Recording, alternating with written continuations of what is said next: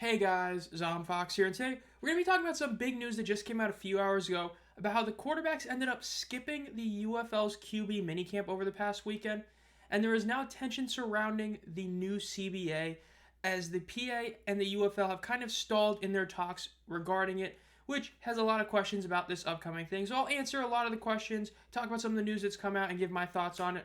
So without further ado, let's start by looking at the article we're going to look at today. This is another PFN article, Tension Mounts Between the UFL and Players Ahead of Training Camp by James Larson. Again, this came out whenever this gets posted, a few hours ago.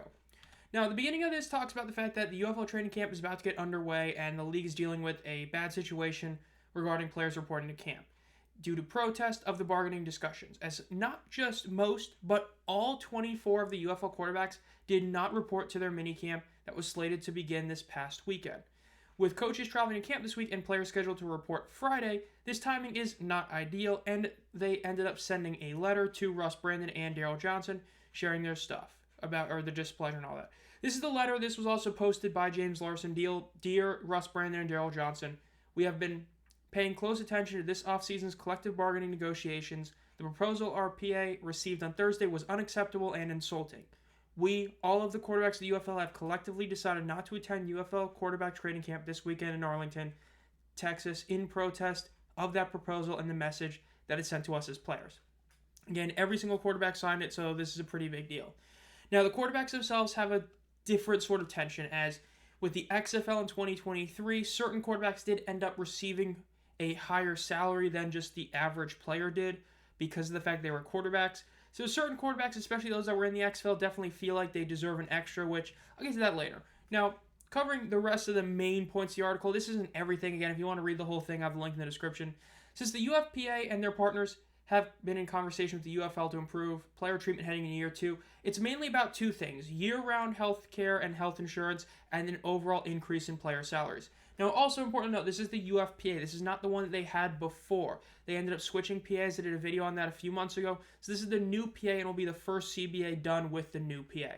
Now, one of the quarterbacks who was anonymous did make this big quote about how it was frustrating the league is making improvements across the board in year two, won't budge when it comes to improving the treatments of players. No one is excited to miss camp, but ultimately need to do what is for our teammates and what's fair. And then he talks about The Rock saying that, the whole point of the league is to help players live their dreams and take care of their families. And then he does stuff like this, pays non-players more than players, and doesn't even provide year-round health care. So there's a lot of stuff like that that's kind of aggravating. Again, another negative thing around The Rock, so always great to see that. As of right now, there's not been any official resolution between the UFL and the PA.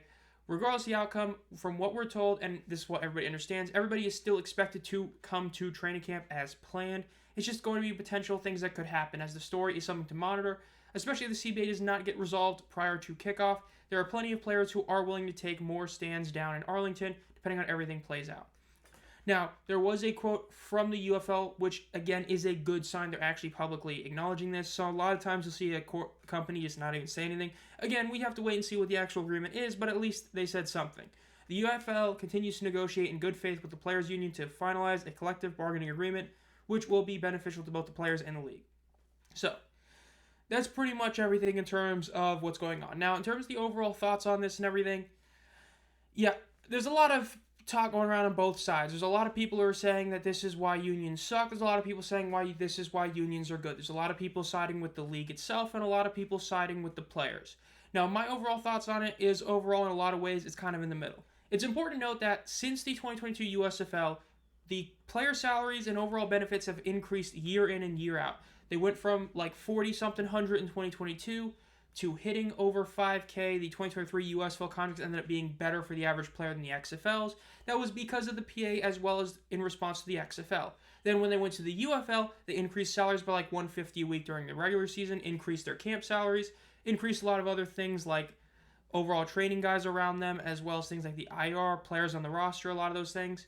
So they've been benefits every single year, especially when you look at the 2022 USFL contracts compared to what the 2024 UFL is. If you look at those side by side, you'll see some huge differences. You can go check that video out that I did last year about the new CBA, which was the 2024 one. So in that regards, it's understandable why they want more benefits. Every year you've given them at least something. Now, in terms of both a salary increase and insurance, it depends how much of a salary increase they want. Getting a solid 1,000 across the board is asking a lot, especially when you consider how much the salary increase was last season well, I should say 2 seasons ago with the 2023 USFL/XFL to the UFL. But the insurance thing, I understand. I would honestly say that the league has so far not shown they really want to budge in the insurance. I think that's where they should. I think that if they're going to do one thing, it should be the insurance over the overall pay increase. Because it's important to understand that, yes, these guys may only be playing for the league for like 4 months. But when you consider the fact that a lot of these guys are also trying to go to the NFL, and the fact that you're an athlete, you need to stay in shape during the entire offseason, there's potential to get hurt at any point. There's been a lot of stories of guys or guys' families getting hurt, sick, or things like that near the end of the season, during the season, or right after the season, and their insurance is gone like that, and they get screwed over and they have to pay everything out of pocket. That's not a good thing.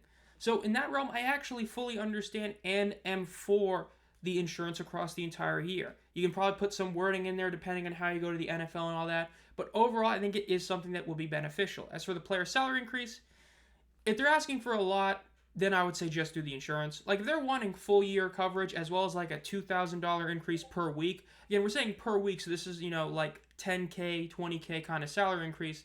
That's a little too much, right? The USFL to the XFL salary bump was only done to counter the XFL and to make a contract even better than what the XFL had, and then they increased that by a little bit. Even if you increase it by $100 per game, that ends up being $1,000 for the season, which again is not a ton, but it's still something, which is what it was last year, as well as benefits to players who were on IR, injured, or inactive, which also have happened over the past. So I think a good compromise would be to add that yearly insurance to protect all these people, all these players, their families, and all that, but keep the salaries roughly the same. Maybe change a couple benefits or overall pay to guys who are injured, who are on the bench, that kind of thing, inactive. I could see that. But I think that having both of them be this huge amount is asking too much. At least that's how I view it. Let me know what you guys think down below. Again, overall, I don't fully expect anything to really come up of this. I think this is going to be solved relatively quickly. The fact is the players know that they can't just not play, because if they end up just not playing and the league ends up folding, most of these guys are screwed. People will say, oh, the CFL pays a good amount. Yeah, but the CFL also limits how many Americans can be on a roster. And there's already a lot of CFL guys that could play in the UFL and vice versa. So you're not even guaranteed a spot in that league. So a lot of these guys know this is where they're going to get paid the most if they're not going to be in the NFL and they're already not in the CFL, that kind of thing.